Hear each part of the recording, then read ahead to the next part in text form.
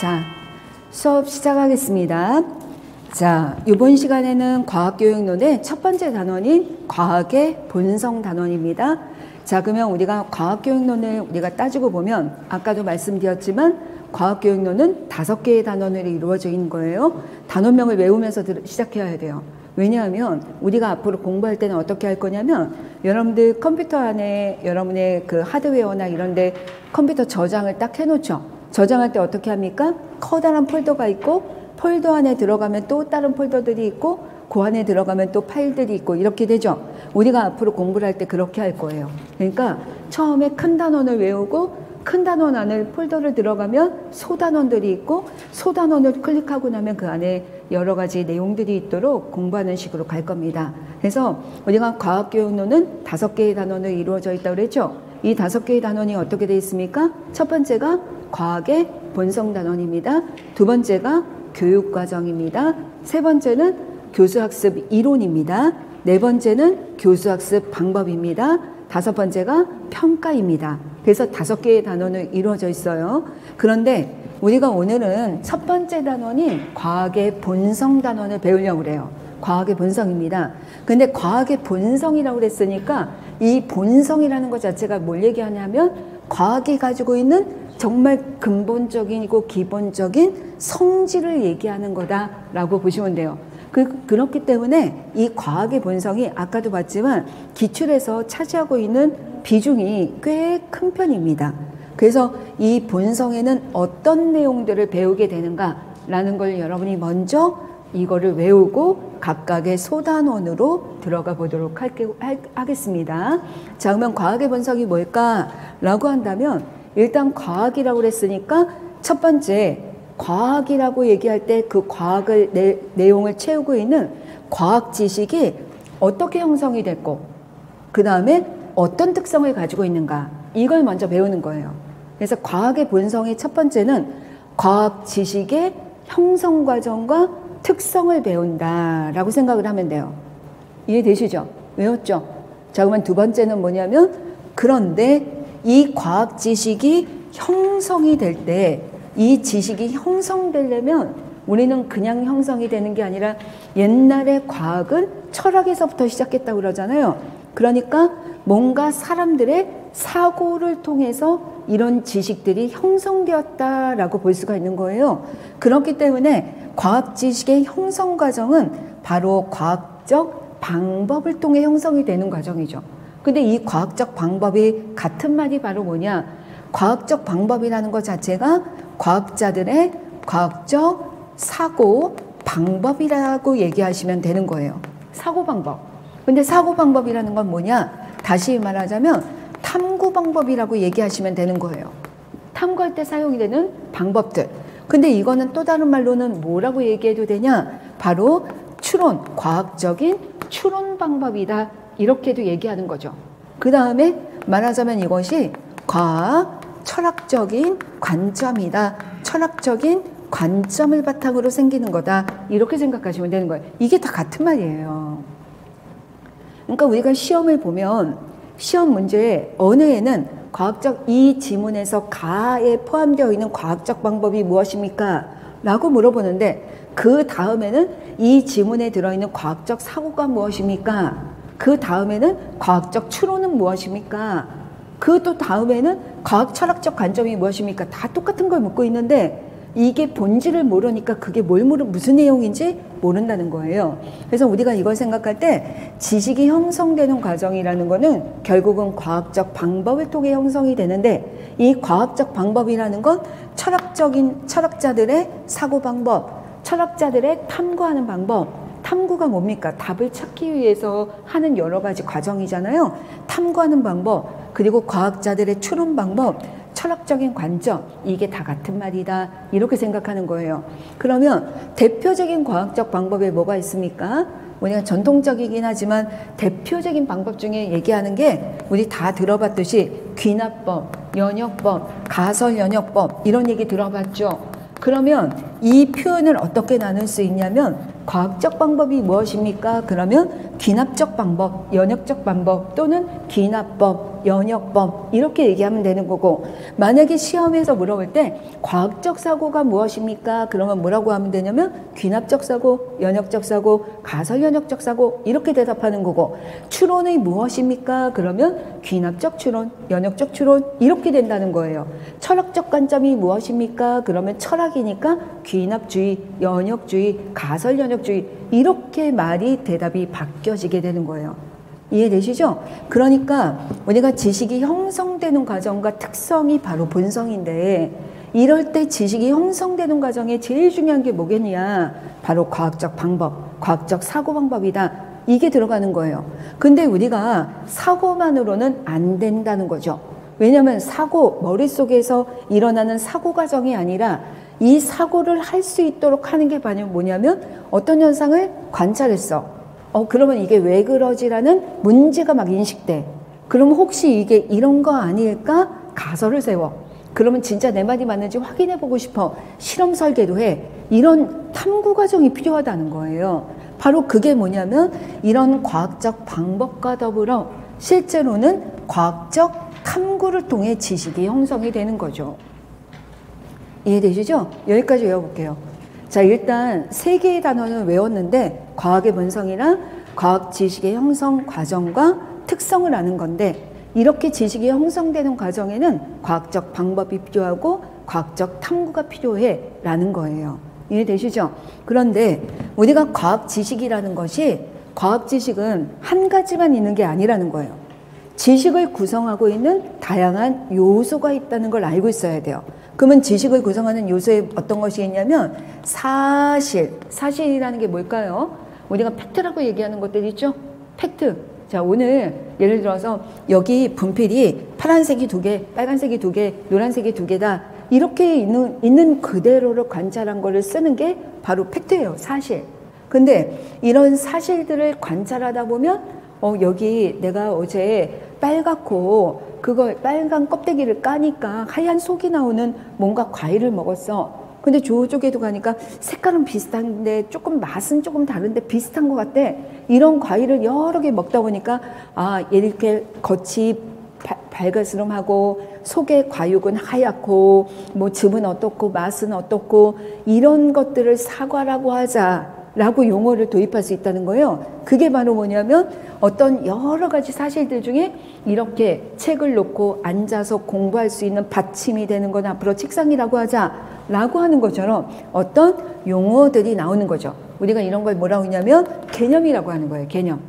그 다음에 개념들이 나오게 되면 개념 간의 관계가 생기는 법칙이라는 게 생기죠. 그 다음에 법칙들이 있으면 법칙들에 대한 법칙이 생기니까 원리가 생기죠. 그 다음에 우리가 이런 사실이나 개념이나 법칙이나 원리를 바탕으로 이론이라는 것도 있을 수 있는 거예요. 가설도 있고요. 모형도 있고요. 이런 식으로 과학 지식이라는 거는 이렇게 요소들이 다양하다는 거예요. 그런데 이 중에서도 우리가 얘네들과 달리 이 중에서 굉장히 중요한 것 중에 하나가 바로 이론이라는 개념이에요. 이론이라는 과정이에요. 자, 이론이라는 건 뭐냐면 우리가 있는 그대로의 사실도 아니고, 여러분들이 아마 과학 교육론을 배우면서 이런 얘기 많이 들어봤을 거예요.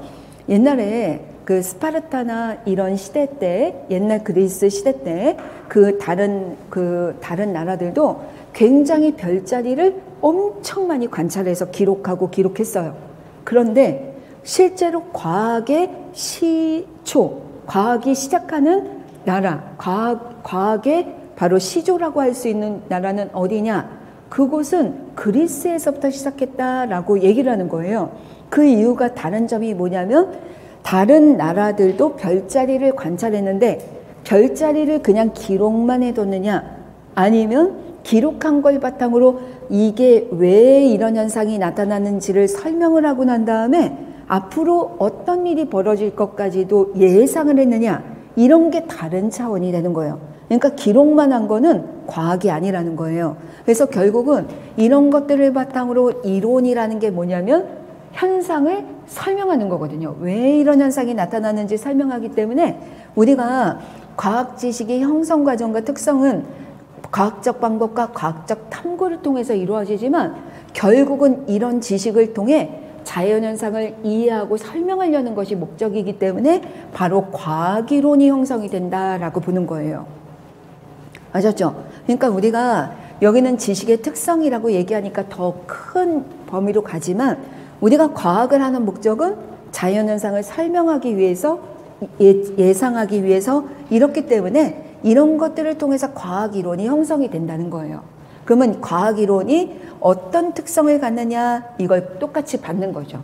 과학이론이 형성이 됐다면 과학이론이 이런 특성을 가지고 있는 것을 우리가 정리하고 그런데 과학이론이라는 게 우리가 보니까 역사적으로 봤을 때 우리가 여태까지 보니까 천동설이 지동설로 가고 이렇게 되는 것처럼 사실은 옛날 지식이 없어지고 새로운 지식으로 대체되거나 아니면 변화되거나 이런 것들이 나타나더라. 그러니까 변화 과정과 이 특성을 보자 이렇게 되는 거예요. 이해되시죠? 이게 가장 중점적인 과정이라고 생각하면 돼요. 자, 그러면 외워볼게요. 자, 과학의 본성이 무엇입니까? 그러면 이게 과학의 본성이에요. 그럼 과학의 본성이 무엇입니까? 그러면 첫째, 과학 지식의 형성 과정과 그 특성을 이해하는데 이런 과학 지식이 형성되는 과정에 필요한 게 과학적 방법을 통해 그리고 과학적 탐구를 통해 이렇게 지식이 형성이 됩니다. 그래서 과학이론이 형성이 돼요. 그러다 보니까 네 번째, 과학이론의 특성이 무엇이고 어떤 변화 과정을 갖느냐 이걸 정리하는 게 바로 과학의 본성이다 라고 얘기하는 거예요. 이해되시죠? 그러니까 이 안에 바로 지식의 특성, 그 다음에 이런 철학적인 사고 방법, 그리고 탐구 과정, 그리고 이론의 변화 과정 이런 내용이 다 들어있다라고 보시면 됩니다. 마지막은 우리가 과학의 본성을 왜 교육시켜야 되느냐라는 학생들에게 교육시켜야 되는 내용까지 담고 있다 이렇게 보시면 됩니다. 자, 그러면 여러분들 머릿속에 다시 한번 정리를 해주셔야 돼요. 과학의 본성은 결국은 네 가지 단어명으로 설명이 될 수 있다 이렇게 보시면 되겠습니다. 자, 그러면 이제 첫 번째 단원으로 들어가겠습니다. 자, 첫 번째 단원은 뭐냐면 과학 지식의 형성 과정과 특성 단원인데 여기서 우리가 아까도 얘기했지만 과학 지식이 뭐냐라는 거에 대한 얘기를 한번 해볼 필요가 있다는 거예요. 자, 근데 그거를 하기 위해서는 약간은 철학적인 얘기를 할 수밖에 없어요. 그래서 우리는 철학을 얘기할 때 크게 인식론이라는 얘기와 인식론적인 관점과 그 다음에 존재론적인 관점으로 크게 얘기한다라는 얘기입니다. 이거는 무슨 얘기냐면 우리가 사실 철학을 공부할 게 아니잖아요. 그렇다고 해서 이거를 막 깊이 팔 수가 없다는 거예요. 그러니까 우리는 커다랗게 이게 뭔지만 알고 있을 정도로만 이게 무슨 얘기인지는 알아야 되잖아요. 그러면 인식론이라는 게 뭘까? 철학에서의 인식론이라는 게 뭐냐? 인식론이라는 게 이런 지식의 본성. 그러니까 인식론이라는 건 지식의 가지고 있는 지식의 본성, 그 다음에 이 본성과 지식과 관련된 지식 관련 제반사항들, 여러분 제반사항이라고 하니까 별게 아니라 이 지식이 어떻게 형성이 되었는지, 어떤 목적으로 형성이 됐는지, 어떤 성질을 가지고 있는지 이런 거에 대한 전체적인 인식을 하는 거다라는 거예요. 그러니까 지식이 무엇이냐에 대한 인식이다. 도대체 지식이라는 게 무엇일까라는 거에 대한 인식이 인식론이다 라고 생각을 하시면 돼요. 지식을 어떻게 인식할 것인가, 내가 아는 게 뭐냐, 화시죠, 화. 근데 이 화시라는 게 뭐냐라고 계속 사고할 수 있는 것에 대한 것이 바로 인식론이라는 관점이다 라고 보시면 되고요. 그 다음에 존재론이다 라는 거는 뭐냐면 이런 지식적인 측면이 아닌 게 아니라 존재하느냐의 존재의 유무를 가지고 얘기하는 거다 이렇게 생각하시면 돼요. 그러니까 존재의 유무, 존재하느냐 안 하느냐 이걸 가지고 얘기하는 거죠. 그래서 존재하느냐, 존재가 있다라는 것과 존재가 있다, 아니면 존재가 없다. 이거 가지고 우리가 얘기할 수 있다라고 보시면 되고요. 이 존재한다라는 관점에서 설명하는 게 바로 실제론이다라고 생각을 하시면 됩니다. 실제론. 그래서 실제론이 뭐예요? 그러면 여러분들이 과학, 철학의 용어들이 막 실제론, 환원주의 뭐 이런 얘기들 많이 나오죠? 근데 그 용어가 가지고 있는 뉘앙스랑 의미를 여러분이 좀 개념화 시켜서 가지고 있어야 돼요. 그러니까 외우셔야 돼요. 그러니까 인식론이 뭡니까? 그러면 어디 가서 얘기할 수 있을 정도가 돼야 돼요. 한마디로. 인식론이 자세히는 모르는데 지식에 관한 인식이다. 그러니까 지식이 어떻게 형성이 되고 지식이 어떤 특성을 갖는지에 대한 인식이다. 아셨죠? 그게 인식론이다. 내가 뭘 어떻게 알고 있는지에 대한 생각, 인식이다. 라고 하시면 되고, 그 다음에 존재론이라는 거는 뭐냐? 존재의 유무를 얘기하는데 그 중에서도 실제론이라는 게 뭐냐? 그러면 실제로는 실제로 존재하는 것이 있다라고 보는 거예요. 지식도 존재하고 뭔가 진리도 존재하고 뭔가 우리가 모든 물체들이 있는 그대로 존재하고 이런 것들을 우리가 얘기하면 된다라는 거고요. 이 실제론으로 더 들어가면 마음이 있으면 유식론, 그 다음에 물체가 더 중요하면 유물론, 이런 식으로 나뉘게 된다. 이렇게 보시면 됩니다. 그 다음에 두 번째는 뭐냐면 여기서 환원주의라는 얘기 아마 많이 들어보셨을 거예요. 환원주의가 뭡니까? 여러분들 왜 그런 얘기 들어봤죠? 숲을 볼 것인가? 아니면 나무를 볼 것인가? 이런 얘기 있죠? 환원주의는 뭐를 보는 것 같습니까? 나무를 보는 거예요. 아셨죠? 숲의 전체적인 걸 보는 게 아니라 환원주의는 나무를 보는 거다라고 생각을 하시면 됩니다. 그러니까 모든 걸 굉장히 요소별로 이거를 분할해서 정의하는 것, 이걸 환원주의라고 한다. 이게 각각 숲이 어떻다라고 보는 게 아니라 그 숲 안에 들어가면은 뭐 떡갈나무도 있고 소나무도 있고 향나무도 있고 뭐 이런 식으로 뭔가 요소별로 분할해서 정의하는 거다라고 보시면 되고요. 우리가 이런 것도 있습니다. 조작주의라는 것도 있어요. 조작주의. 그러면 조작주의라는 건 뭐냐면 조작에다가 포인트를 두면 되는 거예요. 이 조작이 바로 뭐냐면 어떤 개념을 구체적인 절차나 아니면 정신적인 조작에 의해 정의 아니면 규정하는 것이 조작주의다. 이렇게 생각하시면 돼요.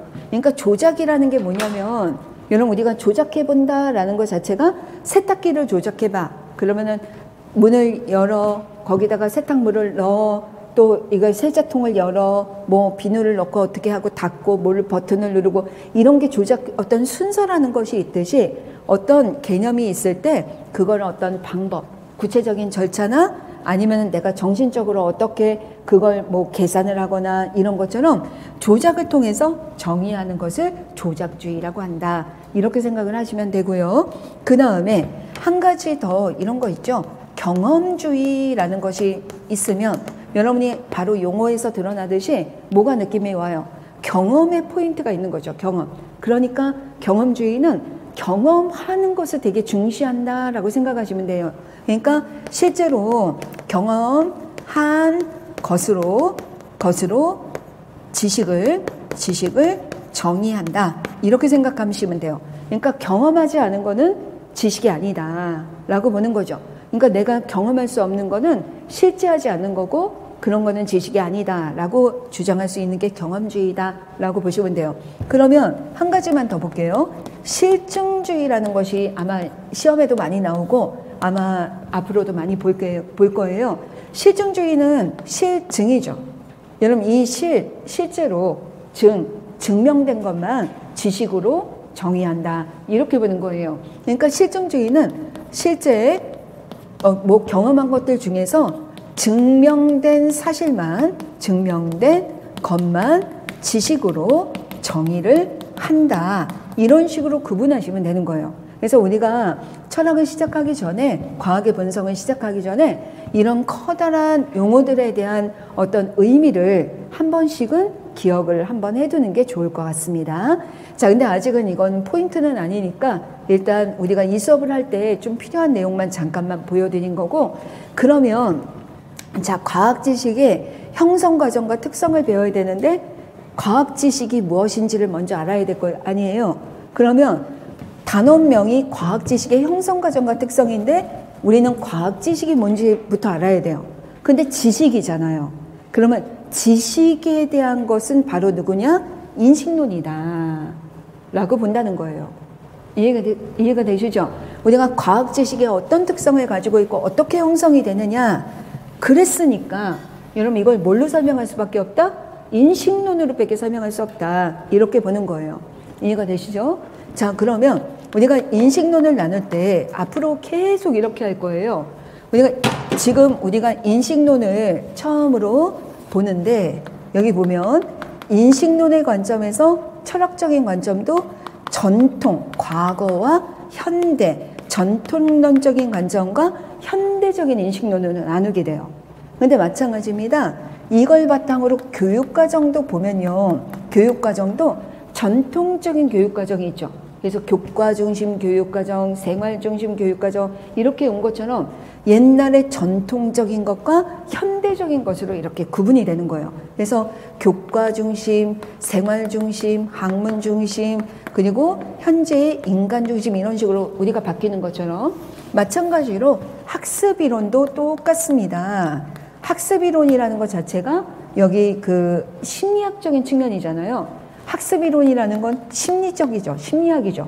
그러니까 심리학적인 측면에서 봤을 때도 여기 전통적인 측면에서는 행동주의가 있을 거고 현대적인 걸로 오면서 인지주의나 구성주의 이렇게 연관이 되는 거예요. 마찬가지로 교수학습 방법과 관련해서도 전통적인 측면이 있다는 거예요. 옛날에는 귀납적이고 경험 중심 수업이나 아니면 발견학습처럼 뭐 귀납적 방식을 우리가 주장하는 이런 것들이 있지만 현대적인 수업으로 오게 되면 구성주의가 배경이기 때문에 개념 변화나 이런 수업들이 굉장히 대표적인 학습이 된다, 이렇게 보는 거예요. 자, 근데 평가에서도 마찬가지죠. 전통적인 방법에서는 뭐를 주장하냐면 측정하는 거를 주장하는 거죠. 하지만 지금은 우리가 보통 총평, 평가 뭐 이런 얘기를 많이 하잖아요. 이런 것들이 바로 철학이 바뀌고 철학의 기초에서 교육과정이나 학습이론이나 방법이나 평가가 다 바뀌는 거다. 큰 틀이 다 이렇게 되는 거예요. 전통과 현대, 전통과 현대 이렇게 됩니다. 그래서 우리가 지금 과학 지식이 뭐냐 했으니까 인식론의 관점에서 전통적인 것과 현대적인 인식론의 차이가 뭐냐, 이걸 먼저 배우는 겁니다. 자, 그러면 전통적 인식론을 보겠습니다.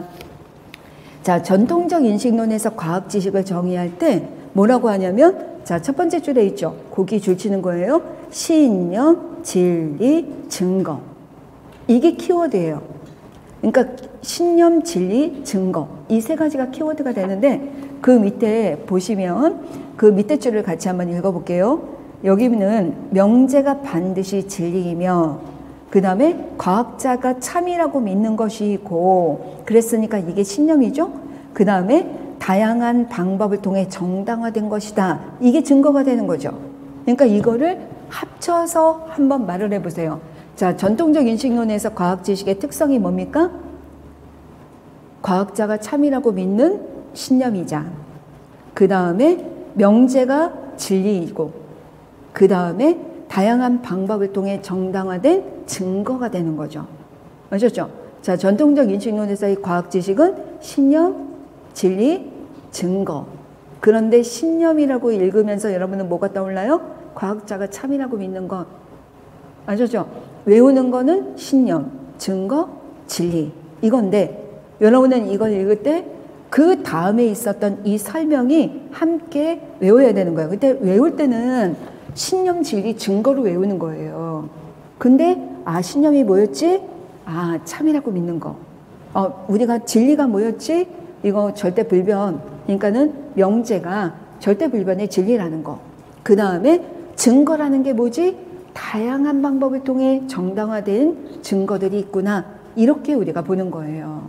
이해가 되시죠? 그래서 신념, 진리, 증거입니다. 자, 그래서 이렇게 정당화된 것입니다. 그러면 여러분이 여기 1번 내가 외울 때는 이렇게 딱 해놓고 이게 정의 아닙니까? 정의? 그렇죠? 그리고 뒷부분은 설명이잖아요. 그 다음에 네 번째 줄을 봐요. 아니, 세 번째 줄 끝에 전통적 과학 철학으로 본다면 과학은 합리적인 학문입니다. 여러분, 전통적인 과학 철학이라는 거죠. 인식론이 전통적 인식론이니까 합리적인 학문입니다. 이렇게 되어 있죠. 그러면서 뭐라고 되어 있냐면 과학 철학은 절대론과 실제론의 이론적 배경을 두고 있습니다. 절대론, 실제론, 합리적 학문, 이거의 배경을 두고 있는 거죠. 2번입니다. 철학적인 배경이죠. 저는 이것만 쓸게요. 철학이라고 써야 되겠죠. 저게 철학적인 배경이라는 거예요. 그렇죠? 철학으로 봤을 때 합리적이다. 특성이. 근데 이거의 배경이 뭐냐면 절대론. 절대론이라는 게 뭐냐면 절대적인 진리가 있다라고 믿는 거예요. 그 다음에 실제론. 실제로 존재한다는 거예요. 이렇게 그거의 이론적 배경을 두고 있다. 이렇게 외웁니다. 자, 그리고 나서 세 번째, 과학적 방법으로는, 여러분 여기 철학적 관점은 이건데 과학적 방법으로는 요것이 있죠. 이게 3번이죠. 3번. 과학적 방법이죠. 그죠? 여기 과학적 방법으로는 전통적 인식론에서 대표적인 방법인 귀납과 연역과 가설연역법 등을 제시하고 있습니다. 이게 전통적 인식론의 대표적인 방법입니다. 라고 보는 거예요. 그러면서 뒤에 설명은 과학적 방법은 모두 객관적인 자료나 절대적인 근거를 바탕으로 이루어진 논리적인 추리입니다. 이렇게 되어 있죠. 여기 굉장히 중요한 키워드 포인트가 나옵니다. 객관, 절대 이렇게 되어 있는 거죠. 그래서 이런 것들을 여러분이 객관적이라고 보는 거예요. 자료가 객관적이다.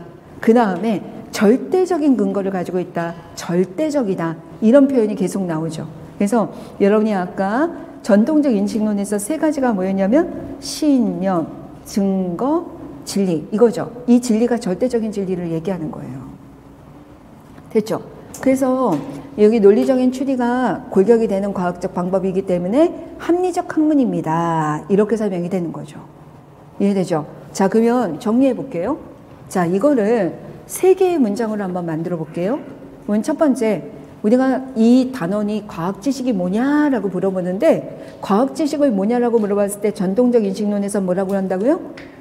신념이자 진리이자 증거입니다. 근데 참이라고 믿는 것이고 그 다음에 절대불변의 진리고 정당화된 거다. 이런 개념으로 보는 거예요. 이론적 배경이 뭐라고 그랬습니까? 절대론과 실제론입니다. 이렇게 이런 절대론과 실제론에 기초해서 논리적 추리를 했기 때문에 합리적이에요 라고 보는 거예요. 그런데 대표적인 과학적 방법에는 뭐가 있습니까? 귀납, 연역, 가설연역 이렇게 정도로 보고 있다. 이렇게 보는 게 전통인식론입니다.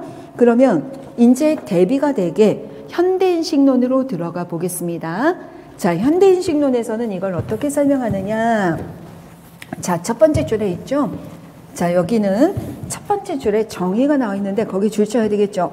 과학 지식은 자연현상을 설명하기 위해 사회적 합의를 통해 구성한 설명 체계입니다. 라고 되어 있죠. 자, 여기서 키워드는 원래는 뭐냐면 자연현상을 설명하기 위한 설명 체계, 사실은 이거면 다 끝나는 거예요. 그런데 여기 굉장히 중요한 말이 나옵니다. 뭐가 나오냐면 자, 일단 이 문장은 외워야 돼요. 과학 지식이라는 게 현대인식론에서의 과학 지식이 뭐냐? 이건 문장으로 외워야 돼요. 자연현상을 설명하기 위해 사회적 합의를 통해 구성한 설명 체계입니다. 이렇게 보는 거예요. 자, 그러면 여러분 아까도 얘기했지만 과학 지식은 자연현상을 설명하기 위한 설명 체계다. 근데 설명체계인데 어떻게 설명체계가 만들어졌느냐? 거기에 보면은 사회적 합의를 통해 라는 부분이 있죠. 자, 사회적 합의는 여기서 뭘 얘기하냐면 과학적 방법이 되는 거예요. 과학적 방법. 현대인식론의 관점에서 과학적 방법이죠. 게다가 여러분 여기 구성했다라는 부분이 있죠. 구성한다. 구성했다라는 측면이 있죠. 이게 구성이라는 게 바로 뭐냐면 구성주의예요. 여러분 철학에서 여기 지금 철학을 쓰지 않았지만 여러분 여기 옆에다가 만약에 철학을 쓴다면 여러분 과거의 철학은 귀납주의, 연역주의, 뭐 가설연역주의 이런 것도 있겠지만 귀납주의, 연역주의 아니면 실제, 조작주의, 환원주의 이런 것들이 과거의 철학이라고 생각하면 돼요. 근데 현대의 철학적 관점은 뭘까요? 얼마 전에도 시험에 나왔어요. 현대의 철학적 관점이 뭘까요? 구성주의예요. 구성주의는 철학적 관점이자 심리학적인 관점입니다. 구성주의라는 것 자체가 철학적 관점이자 심리학적인 관점이에요. 이해되시죠? 양쪽이 다 들어갑니다. 구성주의는 그러니까 이 한 문장에 사실은 다 들어있는 거예요. 자연현상을 설명하기 위한 설명체계가 바로 지식인데 이게 어떤 방법을 통해서 되냐면 과거에 있었던 귀납이나 연역이나 이런 게 아니라 새로운 방법인 사회적 합의. 그 다음에 이게 어떤 경험이나 어떤 다양한 것으로 정당한 게 아니라 구성한 거예요. 구성이라는 게 뭡니까? 새롭게 창작해냈다는 얘기예요. 구성했다라는 게 되는 겁니다.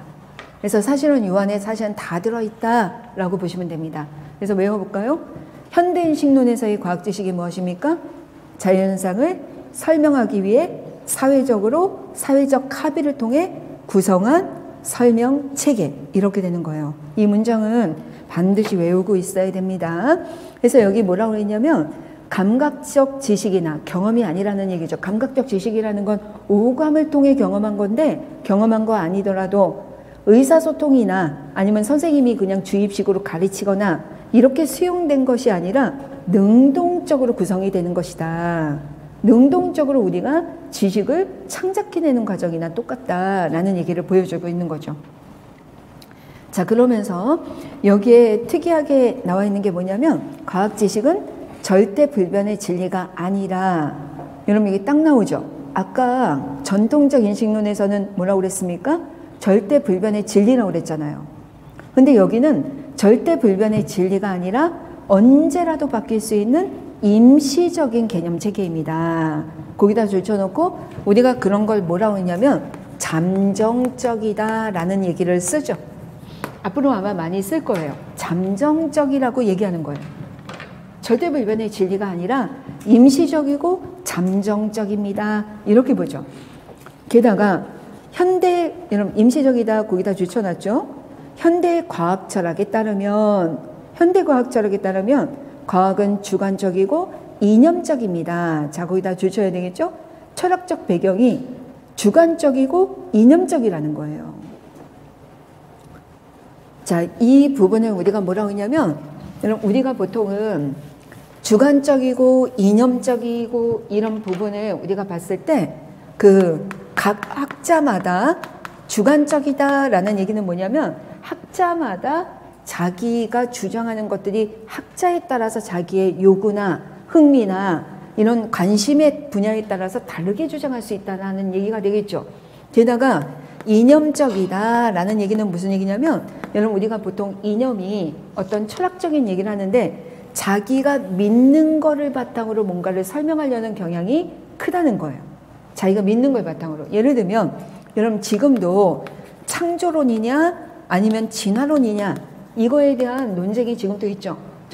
저도 이 유튜브로 이 창조론 대 진화론 이게 학회들이 계속 열리더라고요. 그래서 그거 열릴 때마다 그거 보기도 하는데 실제로는 각자의 어떤 이념, 생각, 이게 무슨 정치적인 이념이 아니더라도 철학적인 어떤 이념에 따라 종교적인 이념에 따라 자기의 믿음이나 이런 거에 따라서 실제로는 달라지게 된다라는 걸 보여주는 거예요. 그래서 여러분이 여기 현대적인 철학에 있어서의 여기를 보면 임시적인 설명체계일 뿐만 아니라 주관적이고 이념적이다라는 것이 현대 철학의 특징이라는 얘기입니다. 객관적이고 뭐 이런 게 절대적이고 이러지 않다는 거예요. 아까 절대론과 실제론이었죠. 하지만 절대적이지 않다라고 했잖아요. 임시적이다. 그 다음에 실제론이라고 했지만 여기서 뭐라고 합니까? 이념적이다. 실제로 존재하는 게 아니라 생각 때문에 달라지는 거다. 이념적이라는 얘기를 하죠. 대비가 되잖아요. 됐죠? 그러면서 뭐라고 했냐면 이념적이라는 얘기가 뭐냐면 당시의 사회적 환경이나 가치관에 가장 잘 어울리는 것만 살아남고 과학은 진화 과정을 통해 발달한다. 거기도 다른 색으로 줄쳐놓으세요. 이 문장이 되게 중요한 문장입니다. 앞으로 뒤에서도 계속 보게 될 거예요. 그래서 과학 지식이 왜 바뀝니까? 그러면 그 시대의 환경이나 가치관에 어울리는 거는 살아남고 어울리지 않으면 이것이 결국은 변화될 수밖에 없다. 대체된다. 라고 얘기하는 겁니다. 그래서 여기 주관적이고 이념적이다. 이 부분이 바로 철학이 되는 거죠. 여러분은 저쪽에다가 써도 되고 이쪽에다 써도 되고 2번이죠. 그리고 나서 세 번째는 여기 보면은 당시 사회적 환경이나 가치관에 가장 잘 어울리는 것만 살아남고 그러면서 변한다라는 거죠. 여러분 사회적 환경에 어울리는 것만 남는다라는 게 무슨 뜻일까요? 사회적 합의라는 거예요. 그게 과학적 방법이 되죠. 방법. 그러니까 현대인식론에서 들어가는 새로운 방법이 뭐냐면 바로 사회적 합의다라는 게 들어간다는 겁니다. 그래서 재작년에 지구과학에서 시험에 나왔죠. 여기 그 지문을 주고 난 다음에 전통적 인식론과 다르게 여기서 활용이 된 과학적 방법을 써라. 그게 사회적 합의였어요. 그래서 이 현대인식론의 관점에서는 사회적 합의가 들어가는 것이 바로 특징이다라는 걸 볼 수가 있습니다. 그래서 따라서 당시에 제기된 문제를 효율적으로 해결하는 것이 계속 발전한다라는 걸 보여주고 있고 따라서 비합리적인 학문이다라는 걸 보여줍니다. 자, 아까는 합리적이었죠? 근데 여기서는 비합리적이다 이렇게 되는 거죠. 여러분 이해가 되시죠? 자, 그러면 이 페이지를 한번 외워볼게요. 자, 이 페이지가 뭐냐면 과학 지식의 형성 과정과 특성을 얘기하기 위해서 과학 지식이 뭐냐라는 거에 대한 인식론적인 관점을 얘기했는데 전통적 인식론에서는 뭐라고 합니까? 신념이자 진리이자 증거입니다. 철학적 배경은 무엇입니까? 실제론이자 존재론, 여기에 우리가 절대론입니다. 절대불변이라고 믿는 것입니다. 그래서 합리적이라고 생각합니다. 이거였죠. 과학적 방법에는 뭐가 있습니까?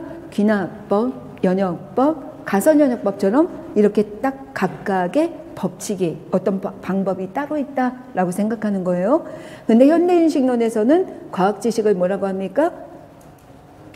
자연현상을 설명하기 위해 사회적 합의를 통해 구성한 설명체계입니다. 이렇게 되는 거예요. 그 안에 철학적 배경이 벌써 있는 거예요. 구성됐다. 그 다음에 여기에 과학적 방법도 있는 거예요. 사회적 합의라는 것이 있는 거죠. 그러면서 여기가 현대인식론에서의 지식은 절대불변이 아니라 임시적인 설명입니다.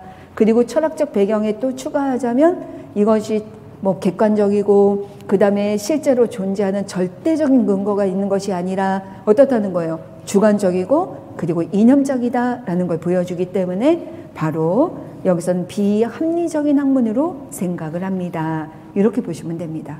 됐죠? 그러면서 지식이 임시적이라고 그랬는데 왜 임시적이냐면 어떻다고요?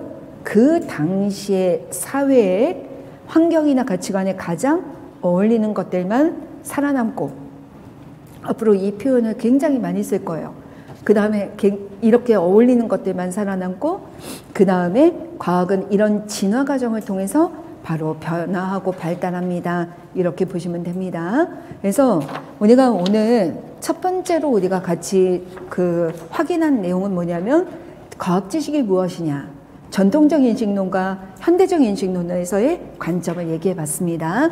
이 부분은 뒷부분에도 다시 나오기 때문에 뒷부분에서 다시 설명드리도록 하고요.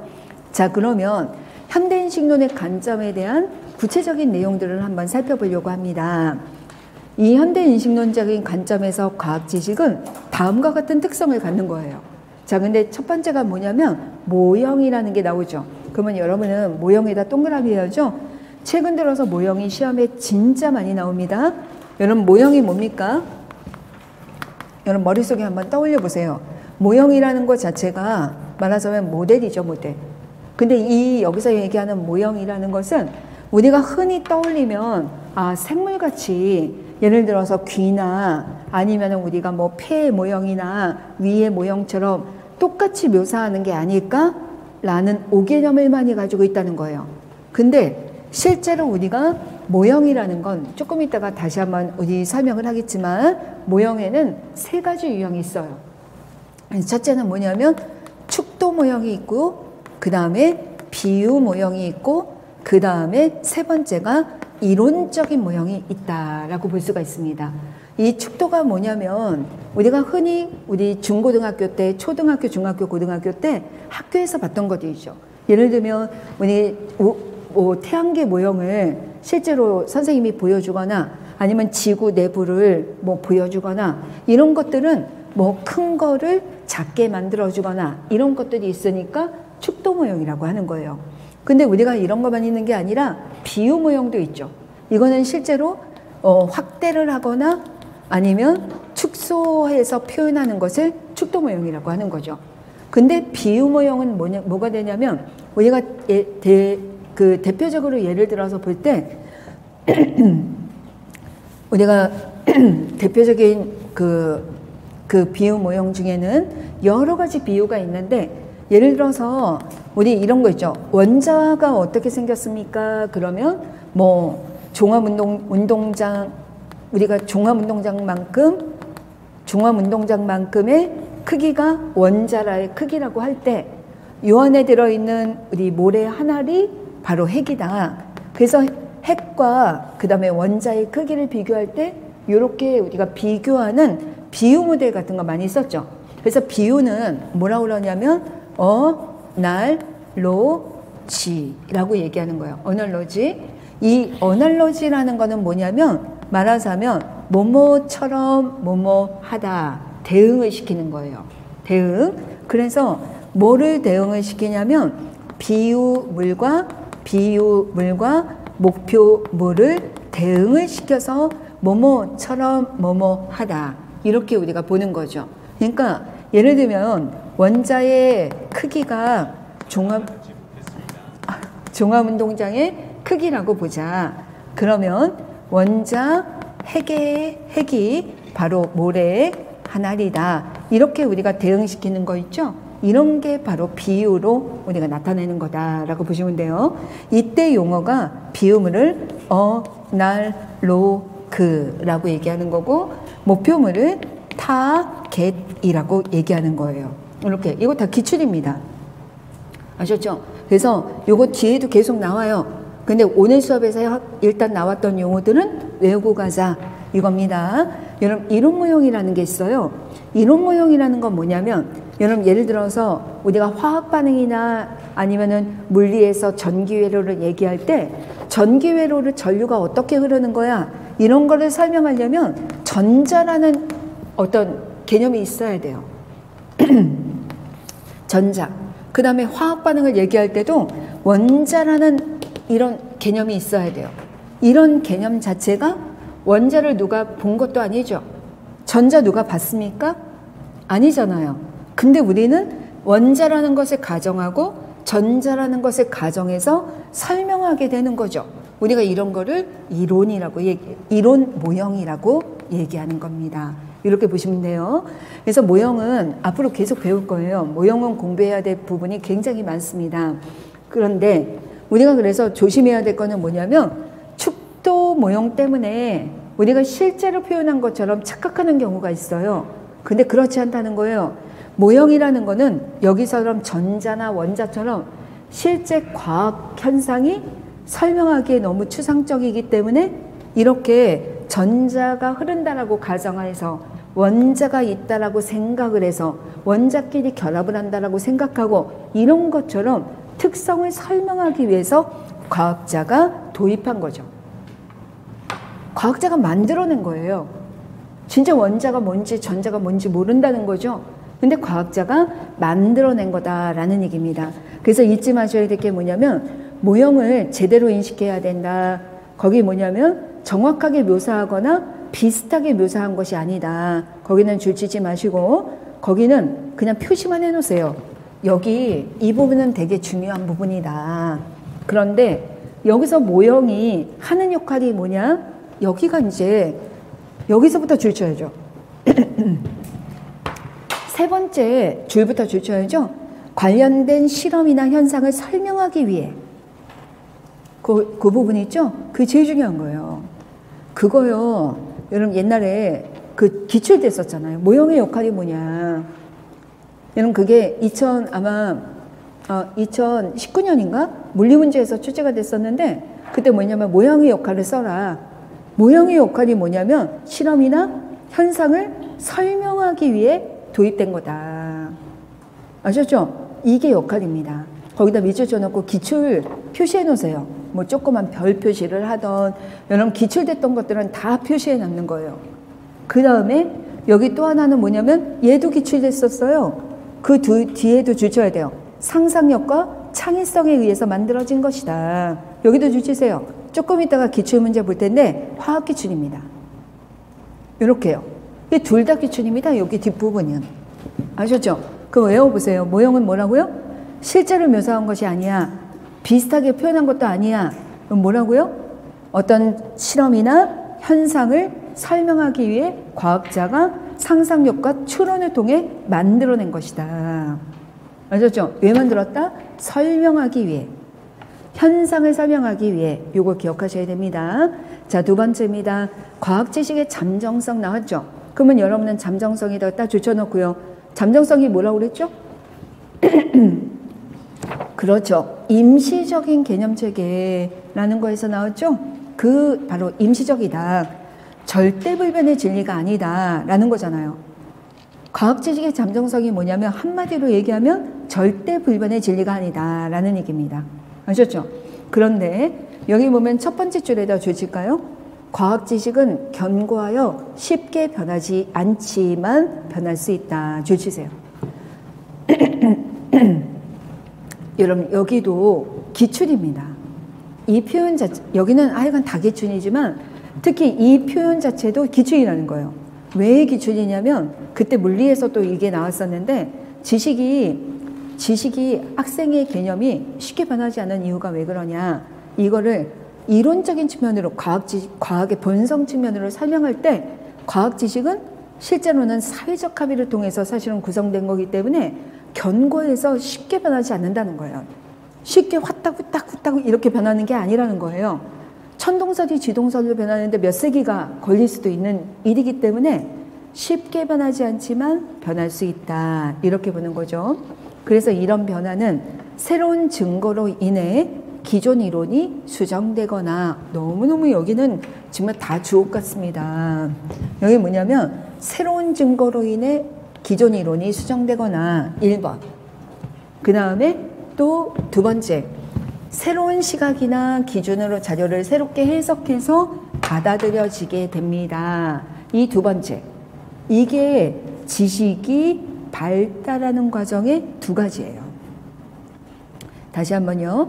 첫 번째는 뭐냐면 새로운 증거로 인해 기존 이론이 수정됩니다. 그러면 이거는 무슨 얘기냐면 여러분들 우리 과학교육에서 여러분 학습이론에서 개념변화 이론 배웠던 거 기억나십니까? 개념변화 이론에서 하슈에 기억나십니까? 원래는 지금 하슈에가 기억이 나지 않으면 오늘 가서 하슈에를 잠깐만 다시 공부해 보세요. 우리가 그 개념변화 이론에 보면 코그니티브라는 거 인지. 그래서 코그니티브의 C.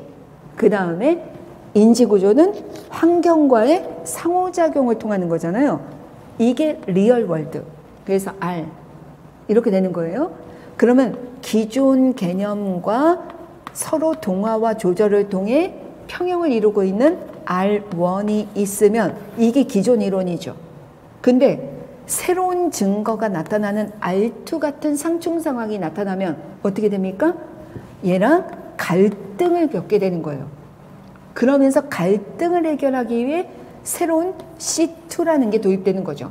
이거 기억나시죠? 바로 이런 과정으로 새로운 이론이, 기존 이론이 이렇게 수정되는 과정을 보여주거나, 여러분 이거 실제 기출이 여러 번 됐던 지문입니다. 두 번째는 뭐냐면, 여러분 여기에 이런 R2가 나오는 게 아니라 원래는 C1에 R1 다시 R1 다시 뭐 여러 가지 현상들을 C1이 설명을 하고 있겠죠. 이렇게 설명하고 있는 거예요. 그런데 이런 현상들을 우리가 바라보다 보니까 C1으로 설명하는 것보다 또 다른 가설이 나오거나 새로운 관점으로 바라보기 시작하는 거예요. 그러면서 C1 아니고 C2로 설명하면 안 돼? 그러니까 옛날에 천동설이 있었는데 그 현상이 물론 R2가 나와서도 바뀌게 된 요소가 있지만 나는 이거 그렇게 바라보지 않고 C2로 바라보는 게 더 좋을 것 같은데 새로운 관점으로 바라보기 시작하는 거예요. 근데 나중에 보니까 얘보다 얘가 설명할 수 있는 증거가 더 많아. 그러면 C1이 버려지고 C2로 가게 되는 거죠. 그 과정을 여기서 보여주고 있는 겁니다. 그래서 여기에 보면 이 변화는 에서부터 여기 두 번째 줄부터 이 세 번째 줄까지 있죠. 이 대표적인 변화가 두 가지라는 거예요. R2가 나와서 C1이 변하거나 아니면 기존 이론과 다른 관점으로 바라봐서 바로 이렇게 새로운 대안적인 이론이 등장하거나 이런 관점이 될 수 있습니다. 이래서 우리가 어떻게 보냐면 과학 지식은 쉽게 변하지는 않지만 한계점이 나타나면 변할 수 있다. 이게 잠정성이다. 이렇게 생각하시면 됩니다. 자, 이제 세 번째입니다. 주관성이라는 것이 나타났죠. 자, 주관성에다가 줄쳐놓고요. 여러분 주관적이라는 것 자체가 무슨 얘기냐면 아까 우리가 과학 지식이라는 게 현대인식론의 관점에서 본다면 아까 뭐라고 했냐면 주관적이면서 이념적이다라고 얘기했죠. 각자마다 다르다라는 얘기입니다. 그래서 여기 보면 과학 지식은 주관적이며 이론 의존적인 측면을 지닌다 이렇게 되어 있죠. 자, 주관적이라는 거는 각자마다 다른 생각을 가지고 있으니까 또 이론 의존적 측면에서는 줄쳐놓고 이론 의존이라는 게 뭐냐? 그게 이론 의존이 이념이랑 똑같은 거예요. 그러니까 이론 의존이라는 게 뭐냐면 내가 어떤 이론을 가지고 있느냐에 따라서 달라진다는 얘기죠. 근데 이 이론을 설명한 게 바로 그 뒷부분에 나오죠. 이론 의존이라는 건 뭐냐면 과학자의 신념, 선지식, 그 다음에 훈련, 경험, 기대 이런 것들이 실제 영향을 준다 이렇게 보면 되는 거예요. 그러니까 이렇게 자기가 어떤 생각을 가지고 있는지에 따라 어떻게 연구를 할지 무엇을 할지 그리고 어떻게 해석을 할지 이런 것들이 다 달라진다라고 보시면 됩니다. 자, 이제 네 번째는 추론과 상상력을 사용한다는 것입니다. 그래서 아까 모형이라는 것도 그렇지만 어떤 걸 설명할 때 과학자들은 추론하고 추론 그리고 상상력을 활용한다 이렇게 우리가 볼 수가 있죠. 이거의 대표적인 게 뭐냐면 여러분들 아마 특히 물리 선생님들은 많이 아시겠지만 아인슈타인의 상대성 이론이 나오게 되는 과정에서의 사고 실험 또는 갈릴레이의 사고 실험, 갈릴레이의 사고 실험을 통해서 관성에 대한 개념을 만들어내는 과정 이런 것들은 사고만으로 이런 관성의 개념이나 상대성 이론을 끌고 오죠. 바로 추론이 들어있다라는 얘기가 되는 거예요. 이런 게다가 이런 것들이 전부 다 이런 상상력 속에 바탕으로 추론을 바탕으로 관성이라는 게 눈으로 보여주는 힘이 아닌데도 불구하고 상상력이나 추론을 통해서 만들어진다. 이렇게 우리가 볼 수가 있겠습니다. 그래서 이 과학 지식은 부분적으로 사람의 추론, 상상력, 창의성의 산물이다. 이런 걸 나타낼 수 있죠. 요것도 시험에 진짜 많이 나오죠.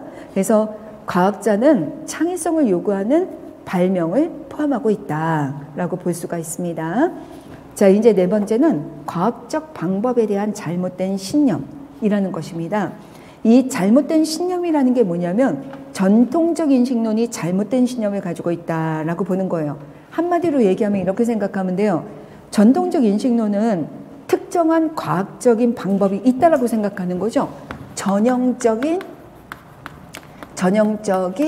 과학적인 방법, 과학적 방법이 있다라고 보는 게 전통적 입장이라는 거예요.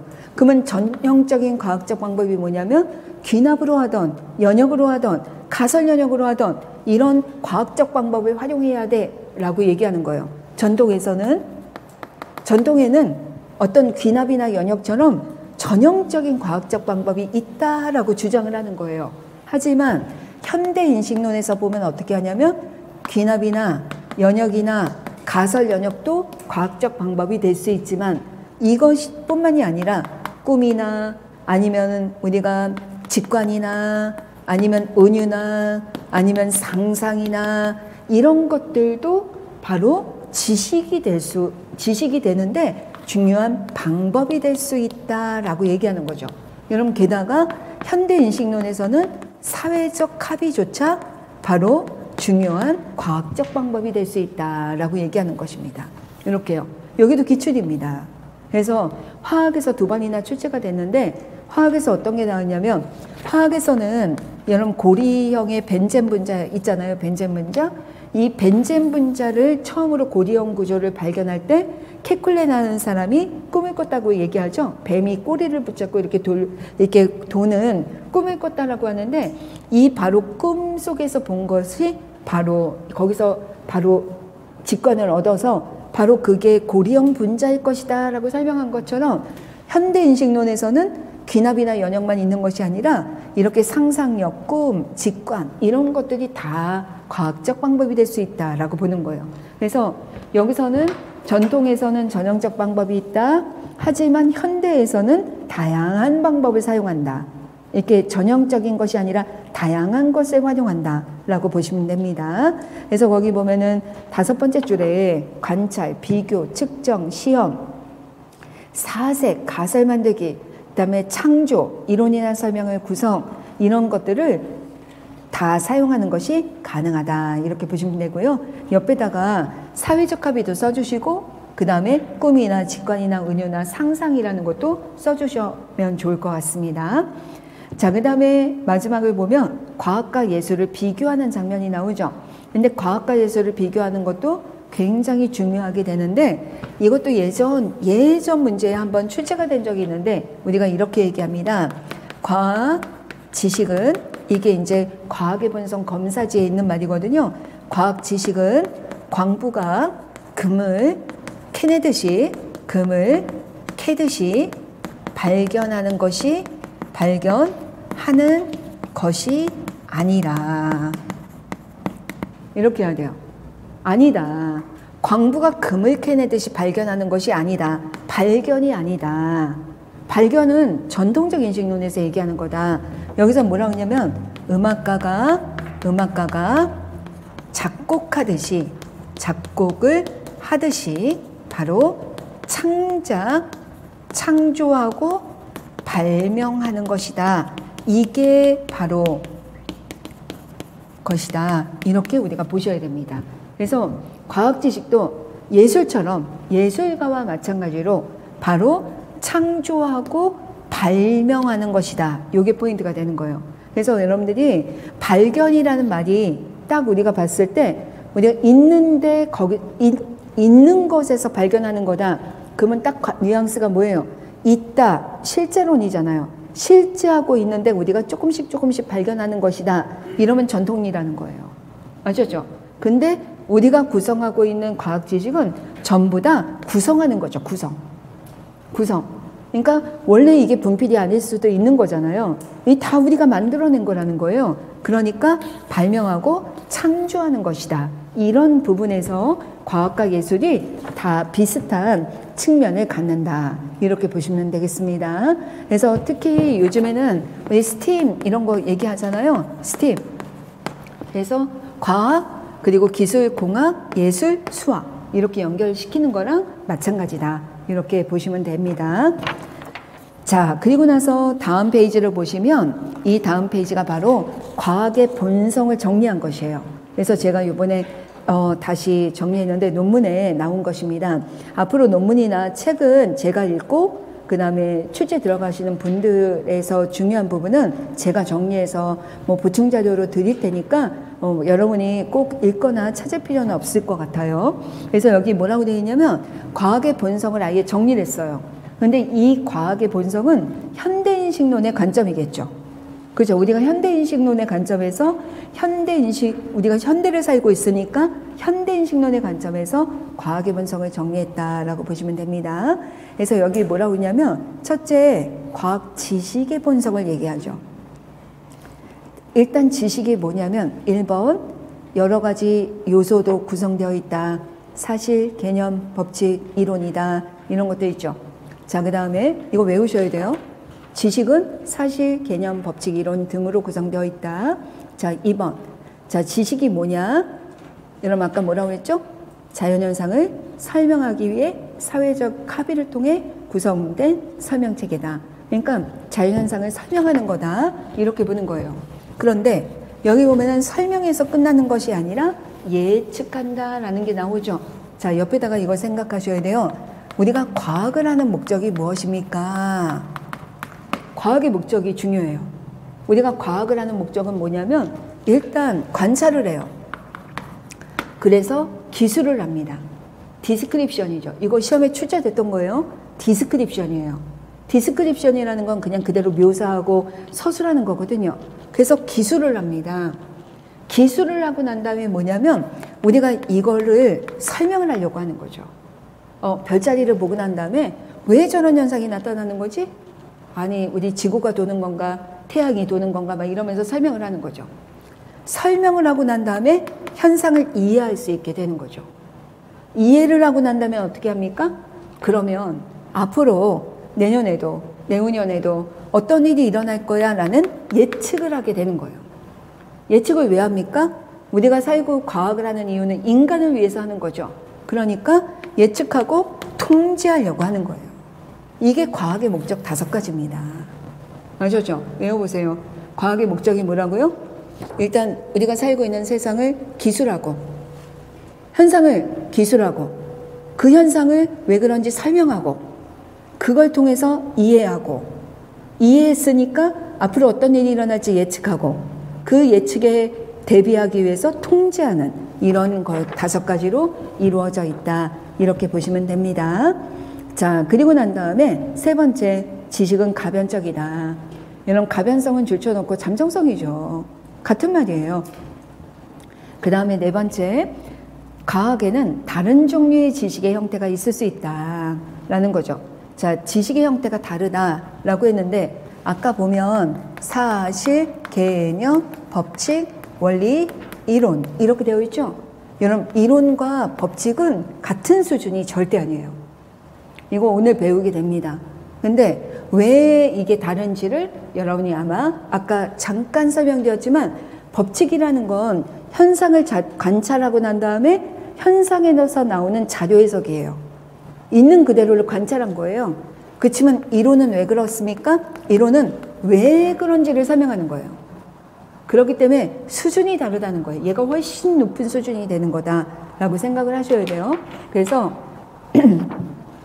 지식에는 서로 다른 종류가 있다.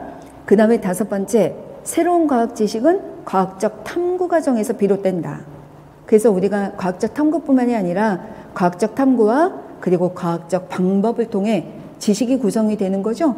그래서 그 부분을 생각하면 되고요. 그 다음에 2번째, 과학적 탐구의 본성이 나왔습니다.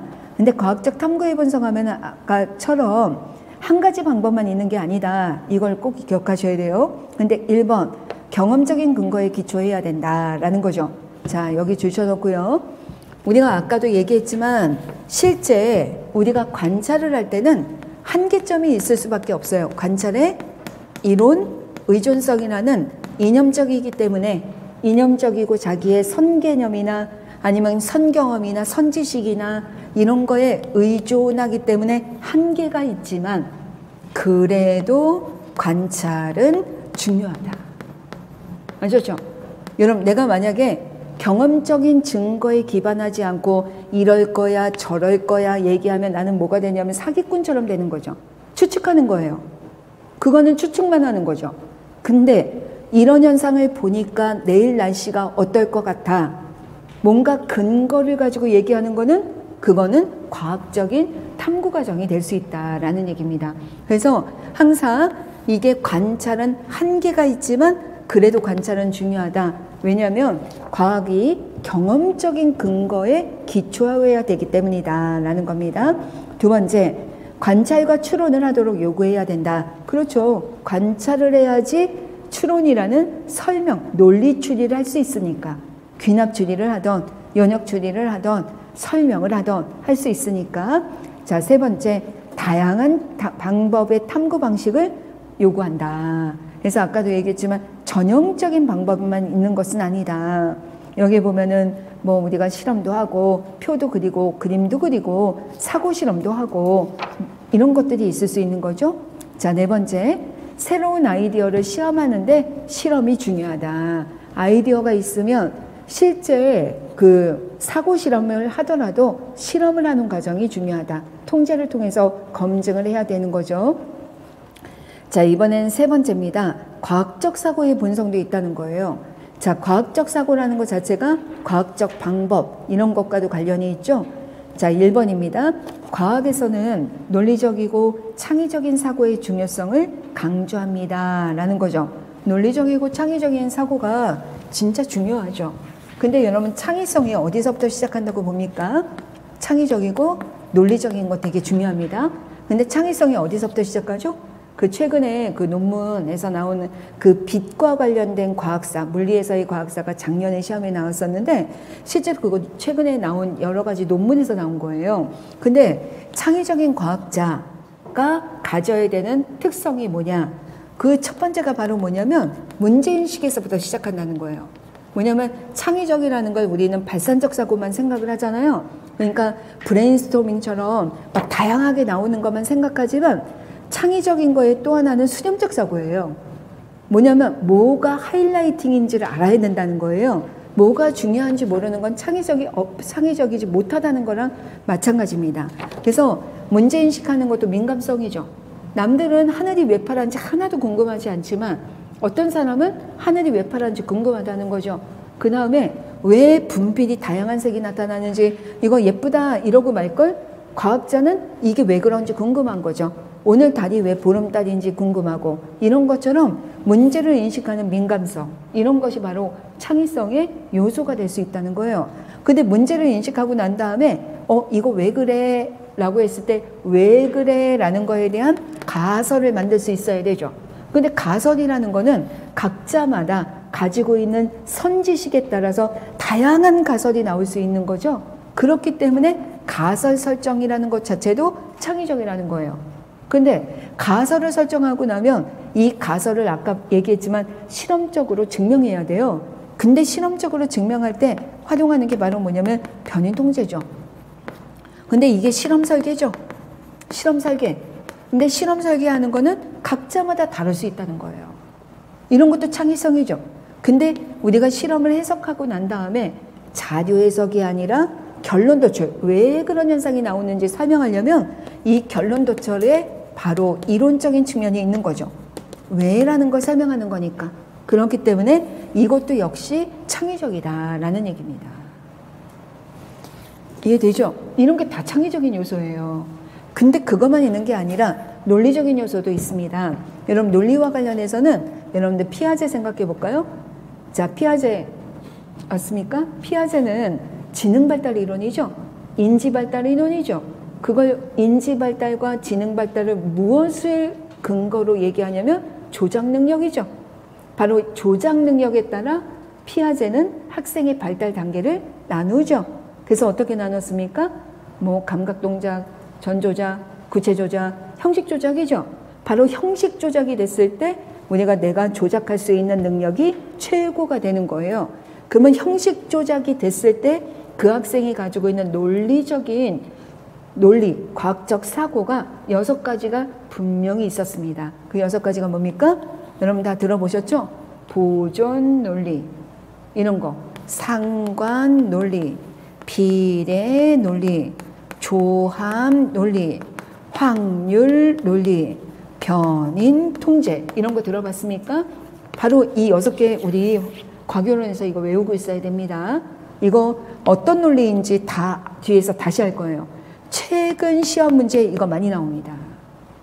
아셨죠? 그래서 학생들이 실제로 창의적이고 논리적인 사고 이런 것들을 할 수 있어야 된다라는 겁니다. 그 다음에 2번입니다. 과학자들이 가질 수 있는 주관성과 이를 피하려는 노력을 보여준다. 자, 주관성에다 붙여놓고요. 아까 주관성은 뭐하고 관련이 있냐면 관찰의 이론의 전성하고 관련이 있잖아요. 그렇죠? 근데 관찰의 이론의 전성이 뭐라고 그랬어요? 내가 가지고 있는 이념이나 선지식이나 성경험에 한계성을 갖는 거예요. 그러니까 주관성이라는 거는 좋은 점도 있죠. 창의적이고 상상력도 있고 각자마다 다르니까 좋은 점도 있지만 이론의존성이라는 한계점을 가지고 있다는 거죠. 그러니까 그거를 피하려는 노력을 해야 된다라는 얘기입니다. 한계점을 극복하기 위해서. 세 번째는 역사적 발달 과정을 제시해야 된다. 변화되는 거를 우리가 가르치잖아요. 그렇죠? 원자 모델도 바뀌고 그 다음에 뭐 우리 천동설이든 지동설이든 뭐가 바뀌어 나가는 과정을 알아야 되고, 네 번째 회의적인 태도와 비판적 의식의 중요성을 진술한다. 자, 회의적인 태도가 바로 뭐냐면 지금 우리가 여러분들도 마찬가지예요. 교과서에 있는 지식이 다 진리가 아니라는 거죠. 근데 우리가 보통 보면 학생들이 서로 싸울 때 여기 교과서에 이렇게 써 있잖아 라고 얘기하잖아요. 하지만 우리가 바라볼 때는 교과서에 있는 지금 배우는 것도 완전한 절대불변의 진리가 아니다 라는 생각을 늘 해야 된다는 거예요. 회의적으로 바라보고, 그리고 그렇기 때문에 어떤 부분이 틀릴 수 있다는 비판적인 사고를 해야 된다라는 얘기입니다. 자, 그 다음에 네 번째는 과학, 기술, 사회의 관계의 본성인데, 첫째는 뭐냐면 사회가 그 과학이 사회에 주는 거 이렇게 되어 있죠. 첫 번째 줄이 과학이 사회에 이렇게 되어 있잖아요. 거기다 주시면 되죠. 유용성이나 부정적인 영향을 모두 주죠. 좋은 점도 있고 그 다음에 나쁜 점도 있으니까. 자, 두 번째는 과학과 기술의 관계성이죠. 그래서 학생들이 최근에 현대적으로 올수록 과학과 기술을 구분하지 못하는 경우가 되게 많지만, 우리가 아까 스팀에서 얘기했듯이 과학, 기술, 공학이 사실은 구분되는 요소가 있다라는 얘기입니다. 세 번째는 과학이 복합적인 사회적 활동이다 라는 얘기예요. 이게 복합적인 사회적 활동이라는 게 과학자 사회도 있지만 과학자 사회에서 만들어진 지식을 일반적인 사회나 기술에 영향을 미치기 때문에 복합적이다라고 얘기하는 거죠.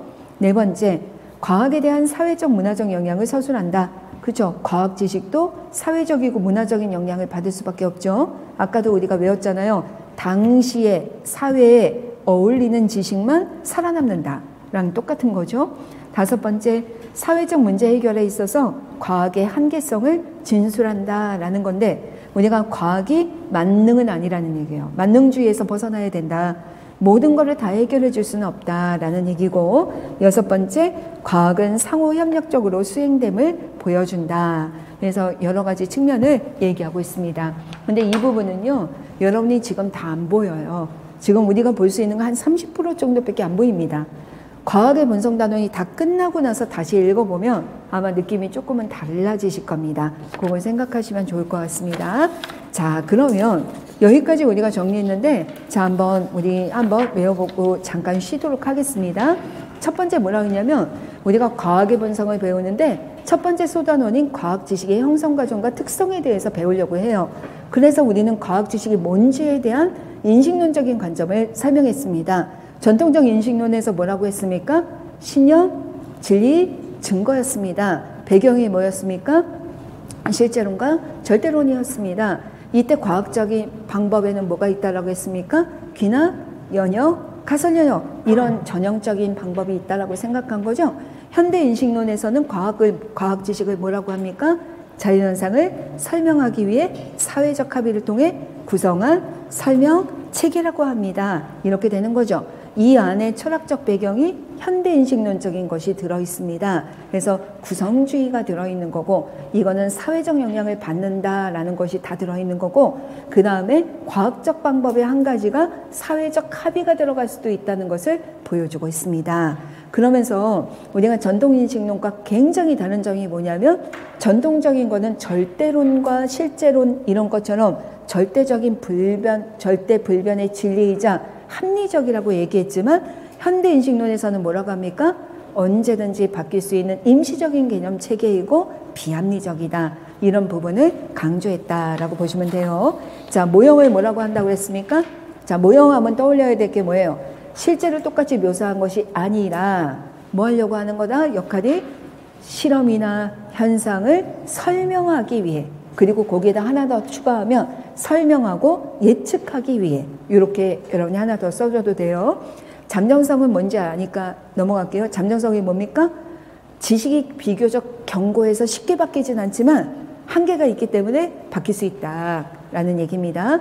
주관성이라는 것은 뭐냐면 과학 지식 자체가 주관적이고 이론 의존적인 걸 가지고 있습니다. 그 이론 이전이 뭐예요? 선지식, 성경험, 뭐 아니면은 훈련, 경험 이런 것들에 기초한 것입니다.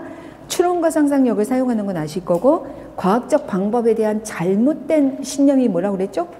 전통적 인식론에서처럼 전형적인 과학적 방법이 있는 건 아닙니다. 현대적 인식론에서 뭐가 있다고 그랬어요?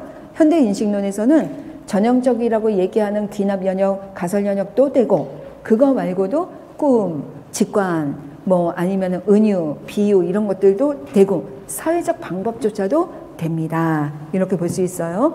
예술하고 비교할 때 어떻게 하라고 그랬습니까? 과학 지식은 광부가 금을 캐내듯이 발견하는 게 아니고 음악가나 작곡가가 창작하듯이 바로 발명해내는 것입니다. 이걸 기억하시면 됩니다. 그리고 이제 이걸 바탕으로 과학의 본성에 대한 걸 정리했다라고 보시면 될 것 같습니다. 자, 그러면 우리 잠깐 쉬었다가 같이 문제를 풀어보고 그리고 다음으로 또 넘어갈 테니까 쉬는 시간에 문제가 어떤 내용인지 한번 읽어봐 주시면 좋을 것 같습니다.